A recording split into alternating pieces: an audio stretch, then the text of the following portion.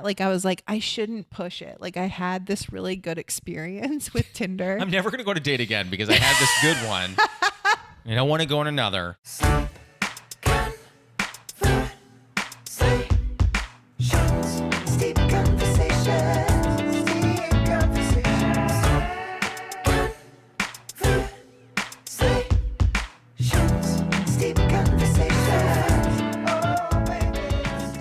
I hate that. I hate that when someone tells you how sad your thing is. I know. Like, because I'll want to laugh about it. Yeah. I guess that's how we like deal with things. I don't know. 100%. And then so like when I'm like, isn't that funny? They're like, no, actually, that's not okay. No, you that just happened made us to all you, sad. and you're like, okay, don't make me a victim. Yeah, oh my God. Don't make me be a victim. Is That's there humiliating. a word for that? Someone who's gotten out of that experience who's now being re-victimized in a retelling. Yeah. Don't force victimhood on me. Don't victim rape me. Don't. Yeah. What is the word? What's the phrase? Yeah, don't over extra victim, 2-time victim me. I don't have the right phrase here. I don't know, but I don't like it. I remember telling a story that I thought was funny about how my dad, when I was a kid, I built a snowman and I was really excited about it. I built it with my cousin, and my dad thought it would be funny to take a baseball bat and knock the head off. And I cried. I have so many feelings on that, but go ahead. And he thought it was so funny because my dad, like, he would do things to like tease me that would make me cry because I was a very sensitive kid, and he thought it was funny how sensitive I was, and he was like, you need thicker skin, so he would just do shit like that to like make me cry and then laugh at it. And I was telling that story and I was like laughing and I was like, isn't that funny? Yeah. And I was dating someone. He was like, no, that's not funny at all. A dad should never just like hit a kid's snowman head off. And I'm like, it is kind of funny. I love that he's like laying the groundwork where he's like, everyone knows that a dad shouldn't hit a snowman's head, like, as if that's like a thing that we should all know. Like we all learn. It's in a parenting handbook. Yeah, you learn at age 7. Don't take a baseball bat to your kid's snowman. That is, but wait a minute. So hold on. The most confusing part of that story for me is I think we were just talking about, oh, you were from Orange County. Where's the snowman? We went up to the mountains. Okay. We went up to Big Bear. Well, actually, okay, before, because I do want to ask about that. Before we do that, I do want to introduce the tea to our listeners. Yes. So this is Spices and Teas. This is Hazelnut Vanilla Black Tea. I love it. I think it's super good. I will warn everybody. So Nicole and I are recording, for those watching, in the evening, and it's black tea, but I'm letting it rip because according to you, caffeine almost completely doesn't affect you. It doesn't, and I wish it did. So, because I'm so tired all the time. I know, me too. Well, anyway, for those sleeping at home, that's what it is. Spices and Teas, vanilla hazelnut, and we did it at 200 for 3 minutes. You can kind of, I would say maybe don't oversteep this one. You'll get a lot more caffeine and it'll get a little bitter, but yeah, that's where we do it. This is so good. I love tea. I love it. Are you serious? I already love you now. It warms my heart. Are you a big tea drinker? You know, I am, especially now because I recently quit alcohol. Mazel tov. And like a glass of wine used to be like my wind down kind of thing. Totally. And then I needed something to like replace that because it was just a ritual. And so I started making myself tea, and like it's wonderful. I don't know how, like, you've got like loose leaf shit and all that. I haven't learned how to do that yet. Okay. I do tea bags. Which is fine. Which is fine.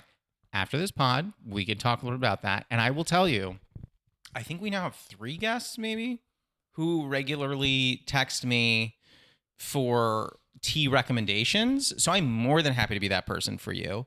My favorite thing ever was we just had, I don't know when this is going to come out, but we just had Lisa Curry on, who liked her tea so much that the next day she texted me asking me what the tea was because she wanted to order it. I'm probably going to do that also. I like that. Which you can, and I would love that, and I will give you other recommendations too. What about too. all those tea? Because they all smelled good. I'll send you all the recs. And listen, if you're really lucky, I don't know when your birthday is, but maybe I'll like get you a small bag. Former guests, we really care. But wait, I want to get back to really fast. So you were saying you were from Orange County. You didn't necessarily love growing up there. As someone who's as talented of a stand-up as you are, what made you choose to stay in like LA versus go to like a New York if you were from here and kind of wanted a new vibe? Because I love my mom. I really could not. You're gonna make me cry. Truly, the answer is I don't think I could ever be too far away from my mom. I kind of love that. Yeah. Is she still in OC or is she up here? She's an OC. God, I wish I could I wish she could be up here, but. Is she one of those moms, and I say this to someone who has this kind of mom, where you're like, hey, like, what if you move to LA? And she's like, ugh. Yeah, no, she hates it. She hates driving in LA. She hates all of it. She hates everything about it. But I go down there pretty often to hang out with her. Are we talking like once every couple weeks, once a week? It depends. I try to once every couple weeks, yeah. Here's a weird question, and you're going to think this is really stupid. Has she seen you do stand-up? Yeah. My mom's never seen me do stand-up. Wow. Well, I mean, that's understandable. My mom's actually seen me do stand-up quite a bit. And she likes it. I think it's hard for her sometimes hearing the things that come out of my mouth. I mean, like, the way that not to analyze your comedy, but the way that I view your comedy, it's like, I feel like it's very, like, I can relate to it. I can reach out to it. Like, it doesn't feel like super charged with, like, you know, really crazy offensive stuff. So no, it's actually, to me, you know, it's funny. You could say a lot of it is like sexual, some of it, but at the end of the day, some of it, a little bit. At the end of the day, because the people who, I hate saying this, but the people who really get me, but I remember one time after a show, and I think for some comics, this would be like a nightmare to hear because it sounds weird, but like someone came up to me after a show and they were like, you were really like vulnerable up there. And I think some people would take that as like not funny or like whatever, but I love it. But the show went really well. And she's like, and I was like, thank you. I am vulnerable. I'm not just sitting up here telling sex stories. It's mostly, it relates to like heartbreak and getting over heartbreak and getting out there for the first time. Yeah. And like things like that, or being self-conscious or whatever it is. I try to be really relatable. Or I don't try to. I just am because I'm. I love that. You change it from like, I try to be like, I am relatable. I'm naturally relatable. I am relatable, but not for good. I mean, I guess not for good reasons, but just I'm a fucking dork and I'm insecure and I'm. But like, and I'm honest about it. Aren't we all? Like, anyone who walks around and is like seems to be very outwardly projecting that they have their shit together, I'm always just like, I mean, don't get me wrong, I would kill to not be relatable. I would love to be just like so hot. And you're just like, you know, in my mansion the other day, people are like, I hate you. I would love that. I get the second half of that sometimes. I don't get the you're so hot. I just get I hate you. That can't be true. I'm like, that makes sense. You're like the most likable person. No. Can I tell you, what have we done, like one show together? I probably one or two ever? tops. Yeah. And I came here and was just immediately comfortable. Like, you're a very likable. You're very sweet. I feel like, though, if anyone hates you, they're a bad person. Okay, so we're clipping that, and I'm sending it to a lot of the people who have said no. We don't get we don't get a ton of stuff. I was telling Elliot that I don't mind getting heckled, like it's not a big deal, whatever. But I got heckled last week, and the heckle was so weird. Where I was in the Bay, and I was talking to people, just like kind of about. I said, does anyone not like their day job? And then I go into a very long story about I used to work at General Mills, and so I go on a very long story about my time there and living in Minneapolis and all this other stuff. No one says a word, which is weird. There's always someone who hates their job in the audience. No one did. And I said to everybody, I was like, there's literally no way. Do you all work for Facebook? Like, what's happening here? There's just no way that, like, there's definitely someone here who hates their boss, wakes up and isn't sure if their coworkers hate them. Like, one of you is in here. Mm-hmm. You don't have to raise your hand. I'm not gonna isolate and ostracize you. Right. I was like, there's definitely someone here that's like that. And this dude in the front just goes, no, it's just you, dude. Everyone just hates you. Oh my God. And and literally part of me goes, okay, there's some parts of that. That's true. But I didn't say that. But then I literally just like, you know, I had to shut him down because I was in a place where, I don't know if you're ever like this, when you're just so tired. Well, you were saying you're tired all the time, where you're so tired that you're just like at a show and you're just like, I don't have the energy I'm just going to shut this person down right now because I don't have patience to go a whole 10 minutes with you. Yeah. So I just like shut him down to the point where at the end, the guy who was running the show was like, I don't know exactly what went down with you and that guy. But when I came around with a tip jar, the guy said, fuck that and fuck these comics. Especially, I don't remember how he described me. Maybe like big-eared. I don't know. But like whatever he said about me is like, especially that guy. And he goes, what did you do? I was like, not like a ton. He was mean first. Yeah, I turned into a child. Shut up. Like, I turned into a child. Yeah. He was mean to me first. And I didn't like it. Well, I mean, those are people who don't like know you. Like I get hate on the internet all the time, but how you are I don't find you very hateable. Are people hating on the joke? Like I don't like that joke. It's rude or like no, it's more just like calling me ugly.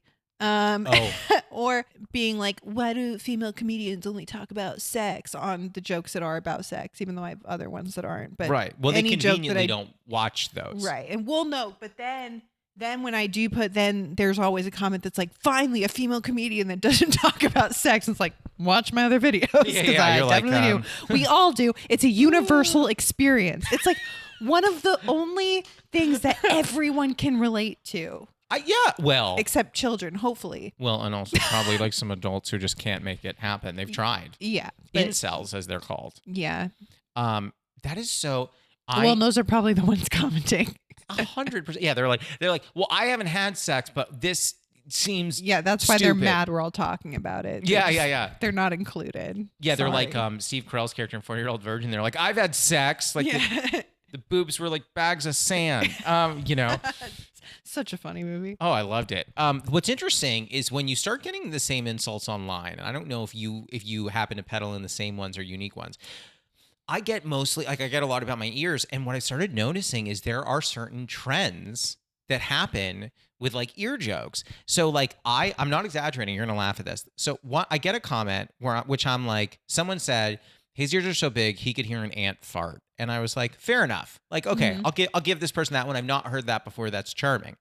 Over the next 3 months, I got things about hearing ants doing different activities like 3 or 4 times, and I'm just like, are y'all all friends? Like, what are the ants doing? The ants are having a conversation. They're walking. Do feel like there's a comment section culture now, because I do on TikTok, whenever I go through comments, like, ooh, they can get spicy over there. There's always similar versions of certain jokes, and I feel like because now like no one's original, like that's the problem. I like TikTok as far as just like, honestly, that's probably where I get the least hate is TikTok. Yeah, I think they're a lot nicer on there, but I feel like true.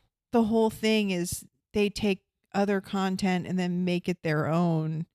You mean like by doing like that, they do like a lip sync to someone else's content? Lip sync, or they'll take someone's thing and turn it into something else, which sometimes is creative or whatever, but. And then in the comments, I'll see like a lot of just the same jokes and the same comments and that kind of thing. And like, sure. That's the wish version of this person. And which you see that with roast jokes all the time of like, sure. There's like trends and then people just take it and do the same hacky shit over and over again. By the way, we're definitely going to touch on that because as someone who, on my end, who I feel like I say this as a compliment, I find you to be so friendly and nice and approachable, but if it were in a roast, I'd be terrified of you. And I'm sorry, I'm just being honest. Like I would be scared of you, and rightfully so, I think. I've been told that by people who don't know me. They're like, didn't know me. They're like, I was really intimidated by you, and I forget that I roast or I don't do it as much anymore. Yeah. But I forget that I did, and so I'm always like, why? I'm like the least intimidating person. Like for me, I'm like scared of everybody, and I'm like, you could tear someone up there, which is concerning. But I forget that I can. Right, so I don't do that. Yeah, like it's so funny because even when I deal with hecklers, I'll typically have an honest conversation with them. I won't typically like chase them and be like, listen, you dumb piece of shit. Like I don't like, do what's that. wrong? Who hurt you? Kind of. Yeah. The person who I think is the best at that, without question, to me, is Sarah Silverman. It's just the way that she does that. Amazing. Yeah. I mean, well, she's also like, that's looking at someone who is just like got a skill that I could do this for 30 years and probably get nowhere near that. She is probably the person that I look up to the most, just as far as how she carries herself, like as a person and in her career and all of that. Like I just would like to emulate that as much as possible. She is so talented. I remember seeing I wish I remembered the name because I would love to tell our listeners to go watch it. There is a dramatic film that Sarah Silverman is in where she plays a mom who's like depressed. Is it? I think there's the word smile is in it. Okay. All right. Listeners, we're doing the best that we can. Like it's got. I do remember when it came out and she talked about it, but I never saw it. So I did see it. Mm-hmm. It's funny. So we have a joke in this house. Me and my fiance, not Elliot, but he's here a lot. The phrase that we use is it's never the nudity you want. And by that, I mean, when you are watching a movie, a television show, whatever, if it has a warning nudity, 99 times out of 100, it's either an older individual, a gross out gag, and you're going to think this is crazy, but once you hear this, you're going to start noticing it more often. Nudity related to sadness. It is a sad nudity where like someone will be like, I can't even bring themselves to get up and they're just like, naked on the floor or, crying things like in the that. Shower. Right. Yeah. Like there is a movie that Alison Brie was in. I can't remember. I think it was maybe called like Horse Girls or something. No, it wasn't that, but it was something like that. I can't really remember. And she has nudity in there where she's just lost and confused and doesn't know where she is. And so we always talk about it's never the nudity you want, and it makes it more artistic. Yeah. But I remember in that Sarah Silverman movie, your heart is breaking the entire time, and then there's a nude scene somewhere in there. I can't fully remember it, but I just remember almost crying because you're just like I'm getting emotional when I think about it, but it was just like she was just really going through it and like was so depressed.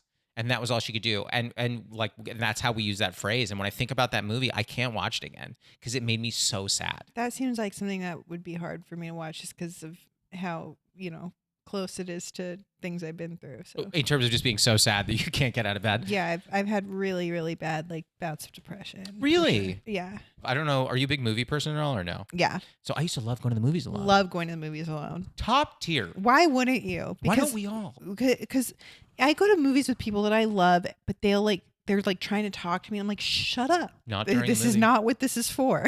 And I don't see the point in going with someone else just to sit next to each other in the dark. No, go alone. Yeah. What is the You don't have to share your popcorn. Well, I wouldn't anyway. Yeah. I don't know who you think you are. I think you're great. If you reached in, I would do a little bit of this. Get out of my stuff. What's I just gonna say? I love going to movies alone.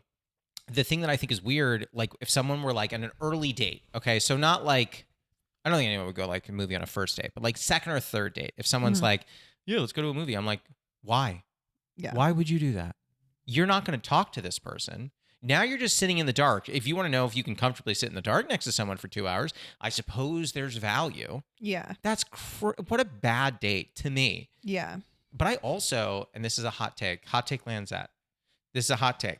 I also don't think that going to a bar for your first date is a good date either.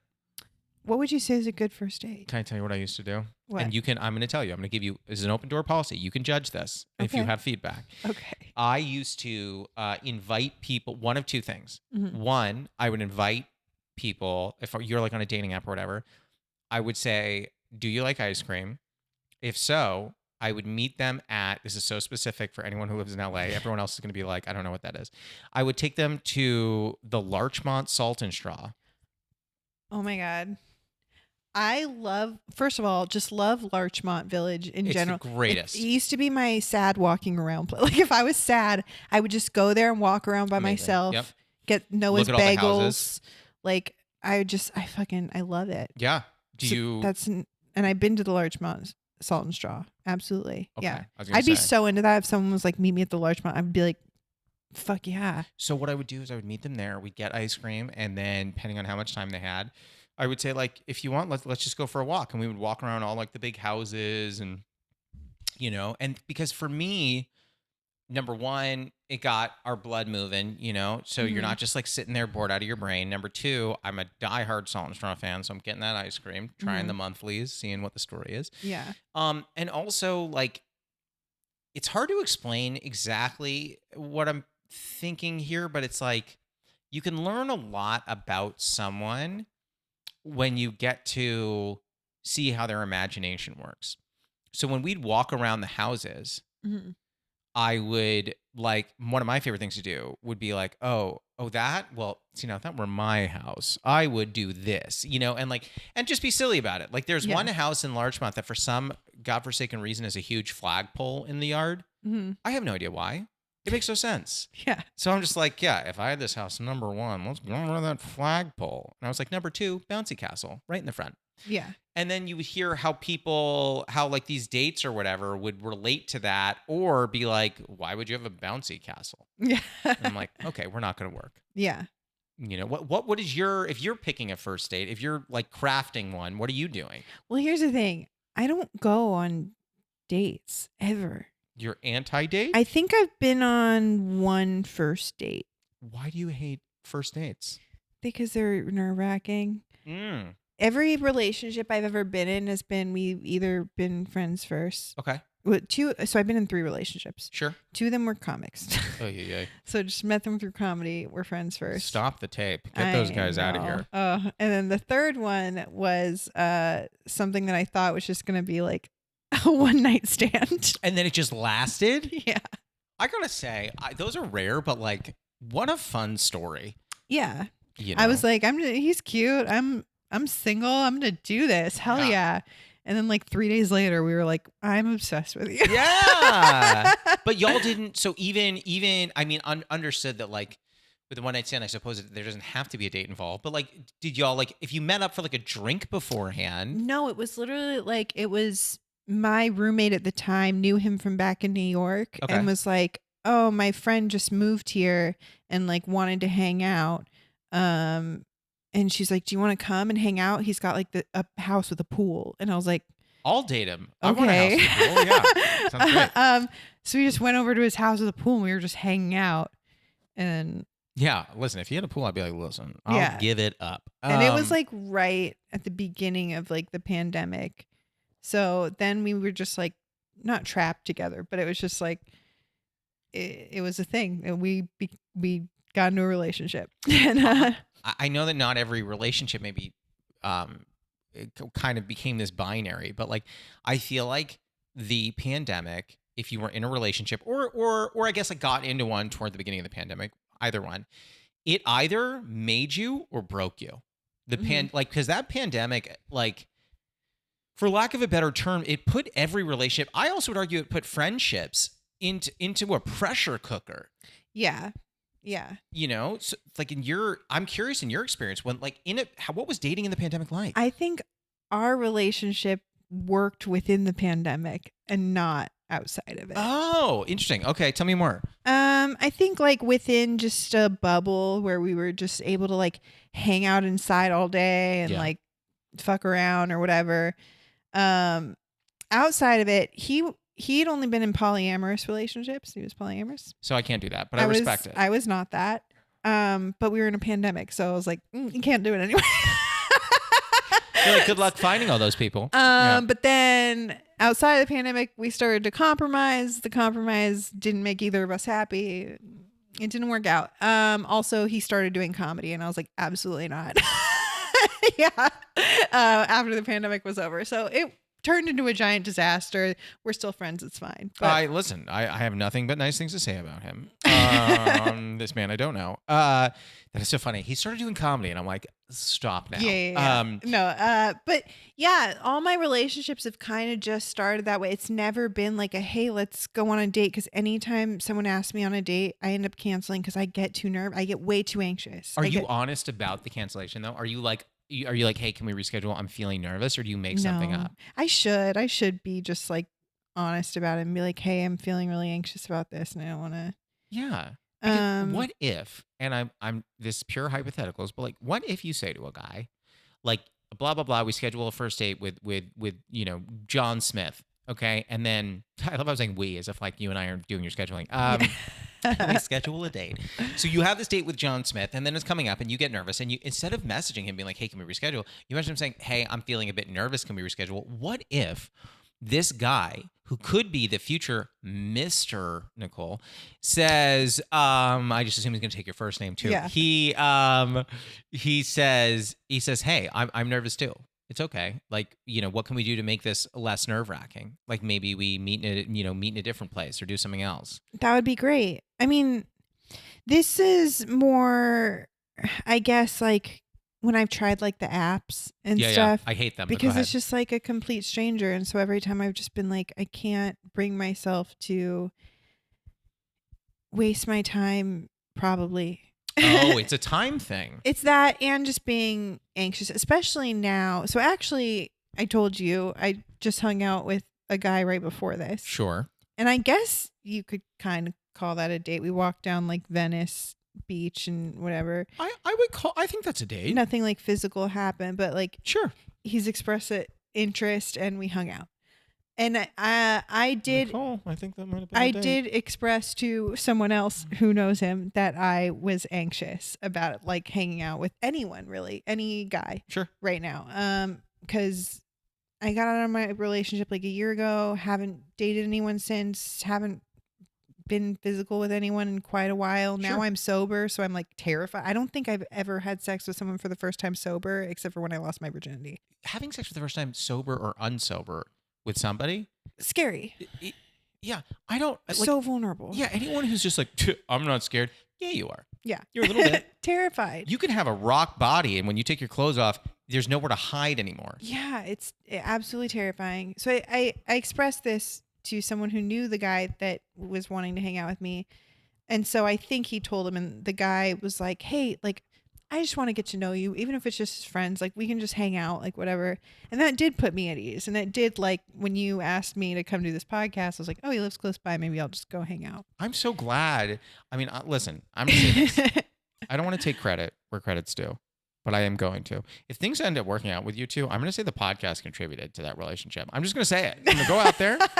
I just want... You'd be right. Yeah, at your wedding, I just want you to say, even in passing, you don't have to say it during the ceremony, I did steep conversations, and that's why we're here today. It's probably not going to happen. Okay. But I will say it was nice to like prove to myself that like, it wasn't that scary. I didn't, nothing catastrophic happened. Yeah. Nobody was pressuring me into anything.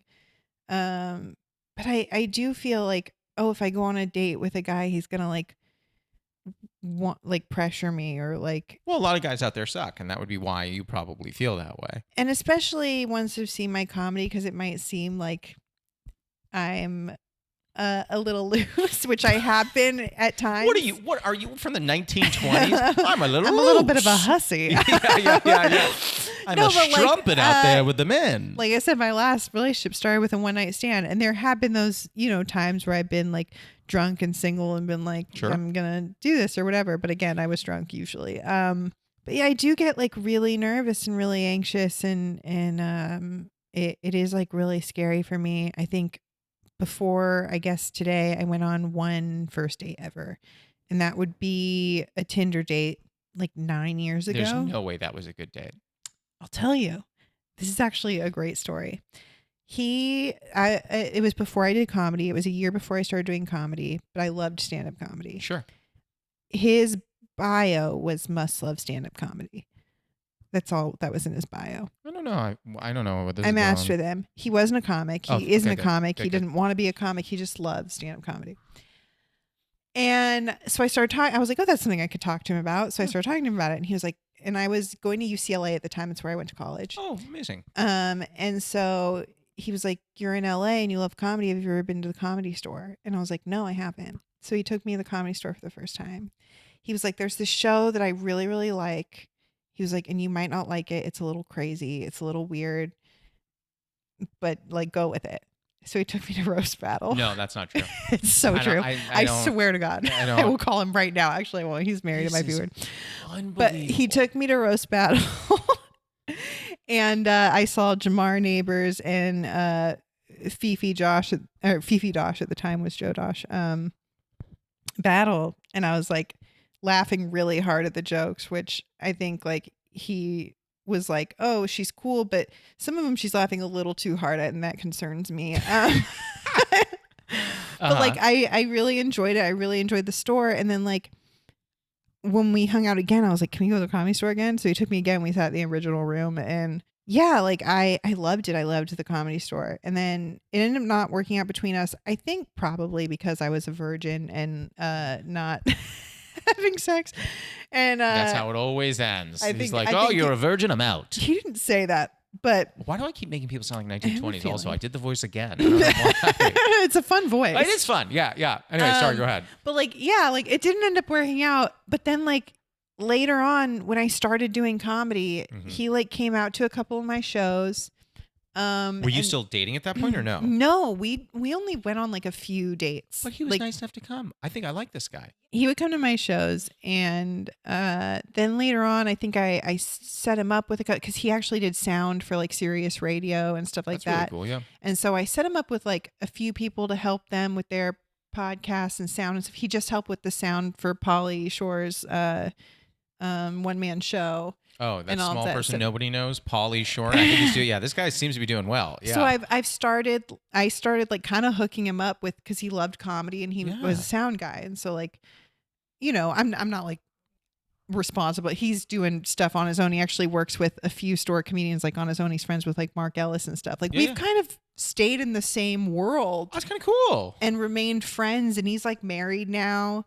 And the guy who like films my stuff, I introduced them and he has had him help with the sound with my stuff. I love that. You I had met one his first wife. date. Like it ended up. We went on like one Tinder date like 9 years ago, and this has become like, you know, someone who's a friend. You know? But like, shouldn't that be? And I know we have to hit the first segment in a second, but shouldn't that be a testament to the fact that maybe these first dates like evidence that I should do that more? Well, yeah. I don't want to tell you what to do and what not to do, but like I do feel like I got lucky. I feel like you don't strike gold twice like that. Well.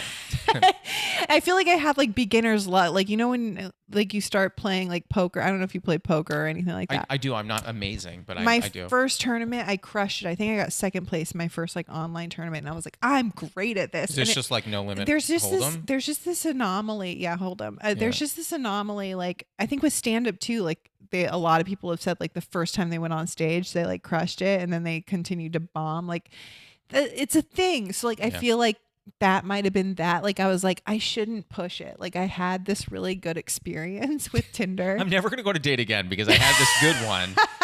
And I don't want to go on another.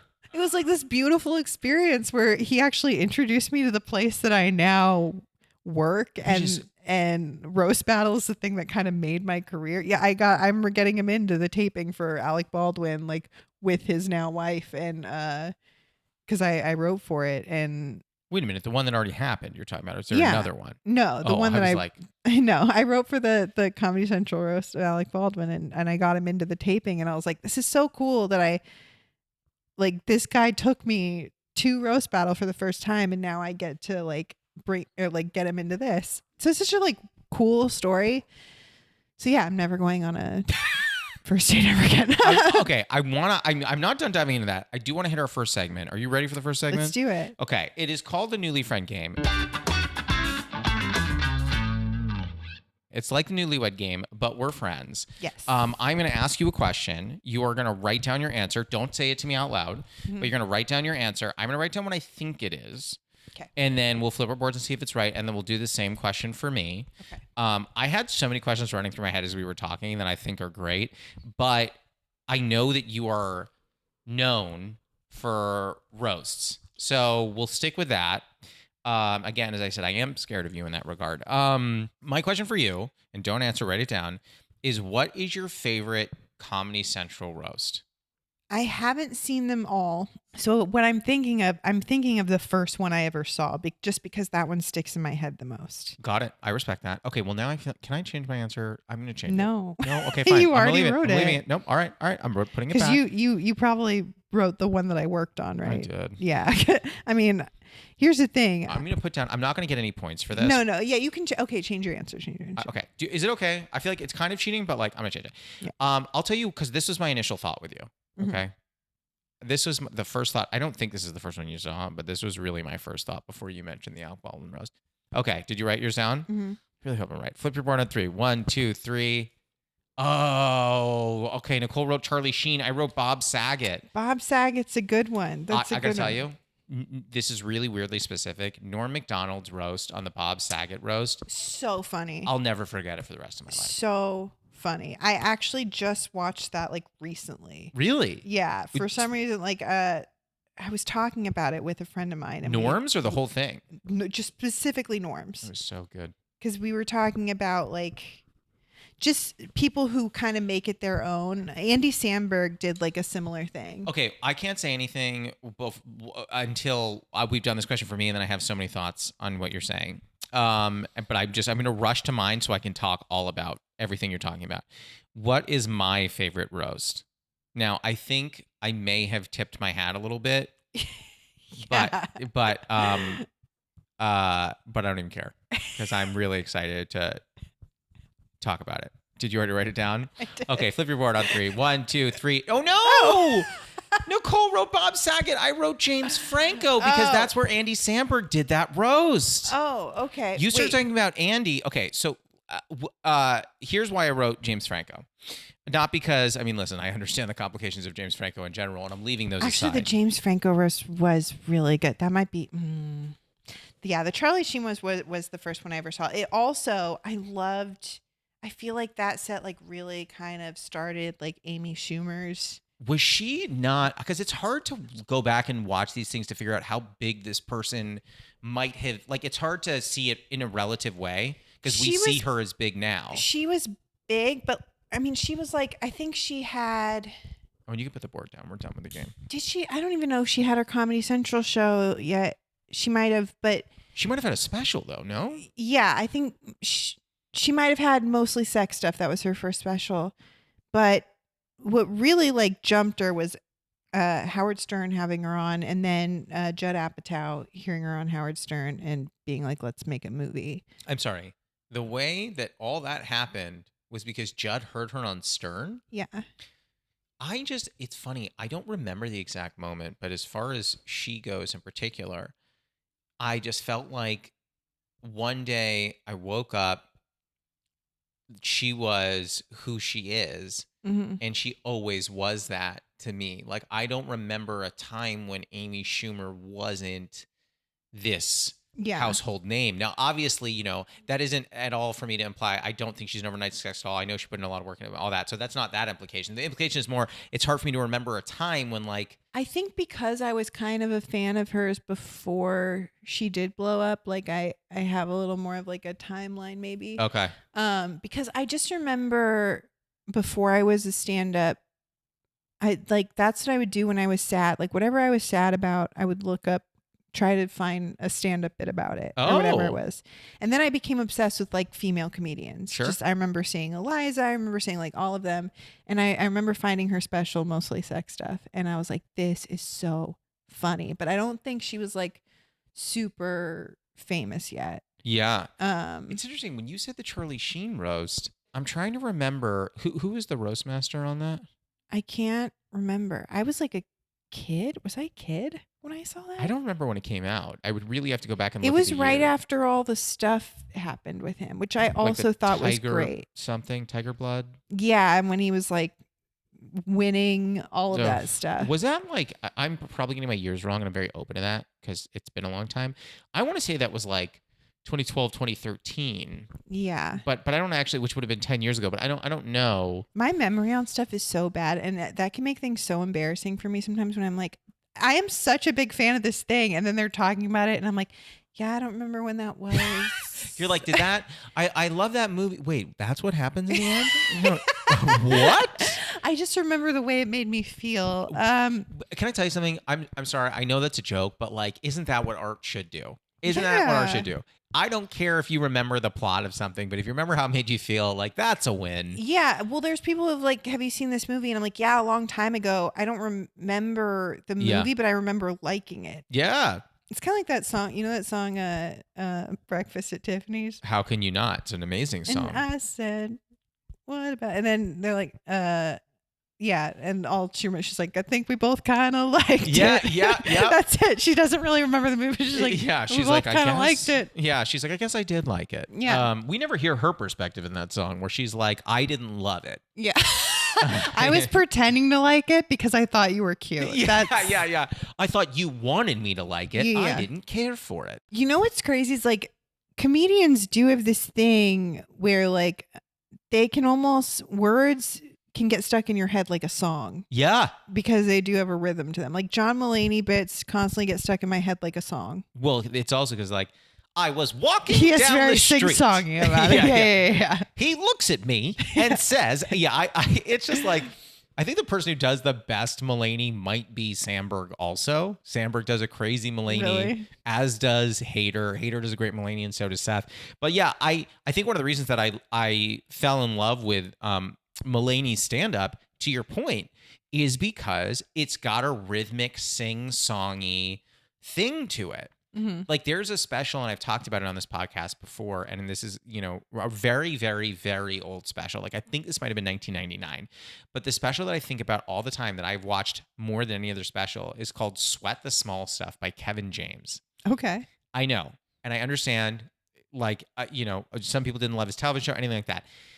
His special is so sing-songy fun that like, he talks about, like, there's a joke he does, not to like, pooch all his jokes, but he does this like great thing where he's like, everyone know phone number rhythm? When you're giving your phone number, you're like, ba ba ba ba ba ba ba. And he goes, you ever meet someone with bad phone number rhythm? Some guy was giving me his phone number the other day. I go, yeah, give it to me. He goes, okay, 2129. It's like two. Huh? That's so funny. He's like 1641. He goes, 16? Can't shimmy the one in now. So like the thing that I love so much about that special is like it is very it's rhythm. I've never thought about that until you said that. It is. It's and then there's the comedian. So one of my favorite specials is the Pimp Chronicles, Cat Williams. Yeah. Wow. I know what you're talking about. That is one of my favorite shocking... specials. Also, his bits get stuck in my head, but it's like getting a rap song stuck in your head. It's like I can't quote it or sing it out loud. Yeah. Well, yeah, there's a lot of things you can't say in a Cat Williams special. Yeah. So it has to live there. It can't escape me. But sometimes Jamar Neighbors, because Jamar Neighbors also loves that special, and he'll just call me. I swear, it'll be like to where like I haven't seen him or talked to him in like a month, and he'll just call me out of nowhere and quote an entire Cat Williams bit word for word and then hang up. Honestly, I would love that call. There have been times where I've been so sad and I have gotten that call out of the blue. It's like an angel. It's like he knew. Yeah. And he just called me and did it. And it turned my entire day around. He's just like standing somewhere, like he's getting a cup of coffee, and he goes, he gets like a spidey sense. Nicole needs a Cat Williams bit. I'm going to deliver. And most of the time it is the entire Michael Jackson bit that he does at like the end of the special. Oh, and I'm trying to remember what that bit is. I think he was like one of the first people to really call out, like, because people, it was like a thing where people speculated, or it was like a thing going around, but people didn't, especially like people in the Black community didn't talk about it because like, oh, that's Michael Jackson, But Cat Williams just came out with it and was like, he's up here in little boys' booty holes. And jeez. It's like it's such a funny bit too. And Jamar will just call me and do the whole thing. Sometimes it makes me really happy. You got me in my head now where I'm just like, is all the stuff I like because it's all rhythmic and melodic? I mean, that's anything. I think that's anything with words. That's what words are. Like anyone who's like works with words in any way, whether it's stand-up, music, poetry, writing, like there is always a rhythm to it that captures you. I feel like that's as good of time as any to go to the final round. Are you ready for the lightning round? Let's do it. This is the lightning round. It's 5 fast questions. They do not have to be fast answers. These are just questions we end every episode with. Okay. Someone said to me, you should not make it lightning round. And I was like, cool. Well, that's what the animation says on YouTube, so we're not going to change it. Yeah. Branding. Yeah, branding, baby. All right, question 1. So what is a favorite ritual of yours? So for example, mine, I love brewing tea in the morning. Hot showers. Love long? Yes. Yeah, at the end of the day, a lot of people are morning showers. Night shower. I'm a night shower. Interesting. Okay. And I've talked about in my last relationship, he was like, I think that's crazy. Like, cause he was like, for me, it's like a start my day kind of thing. Like sure. I get in the shower and it wakes me up and I'm like, no, I like a long hot shower and it feels like I'm washing the day off. I get that. And I think like it was because my mom, when I was younger, if I was like really sad and like crying and bawling and like whatever, that would be your thing. Like, go take a hot shower, come back. Sometimes she make me tea after my shower. I'm going to tell you, I'm a big fan of your mom right now. Yeah. And it would like, if you got tear snot running down your face, you go in and it just like washes away, you know, and then you just feel refreshed coming out, and you can cry in the shower and nobody cares. And it just all washes down the drain. It's like it never happened. And you come out feeling refreshed and just relaxed. And also, like, if you take a long hot shower, it actually cools your inner body temperature. Because your body is trying to cool off. Ew. And when you're going to sleep, that's what you want. You want like a cooler inner body temperature, which is why in the morning you want to take a cold shower so that it heats up your inner body temperature, because that wakes you up. I listen to a lot of Andrew Huberman. Let's just put it right here. Folks, this is Nicole's Science Hour, and I'm with it. Or Nicole's Shower Hour. I love a long hot shower. It's such a, and now I'm getting into like, I'll watch YouTube videos of like hot Instagram girls who like, this is my shower routine, and they do it in like a very calming voice. First I like to exfoliate, and then I do that, and they have so many steps. Yeah. And I'm like, I want all the steps in my shower routine now. I love a long shower. Yeah. And I, listen, for folks listening at home, I exfoliate twice a week. Good for you. I'm here for it. Yeah. Question 2.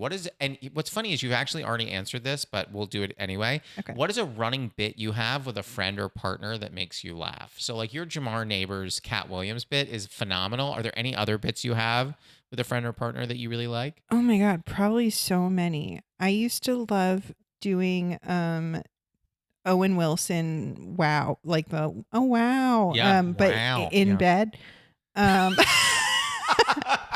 I thought that was hilarious. I love that you slipped that in there, but in bed. Yeah. That was I don't often do bits in bed, but that one was one I thought was pretty funny.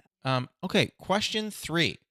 What is your most controversial take? Louis C.K. is still my favorite comedian. Can I tell you something?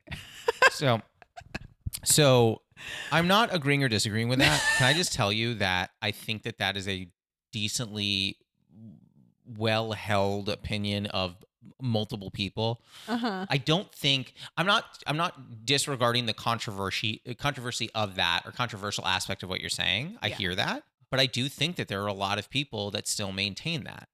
Yeah. And I mean, to get maybe more controversial, I think, what do you call it? Redemption, a path to redemption should be a thing in some, if not most cases. Maybe it's unfair to make a comment on society as a whole, but it is interesting that society, it feels like, is far more entertained, I will say, by a downfall, and far less entertained by a comeback. Yeah. And that isn't to say that those things don't happen, but I do think that it is interesting that it's almost like when you see a great movie, right? Everyone's like, "Oh, it was amazing," and then you see the sequel and you go, "Oh, that was fine." Yeah.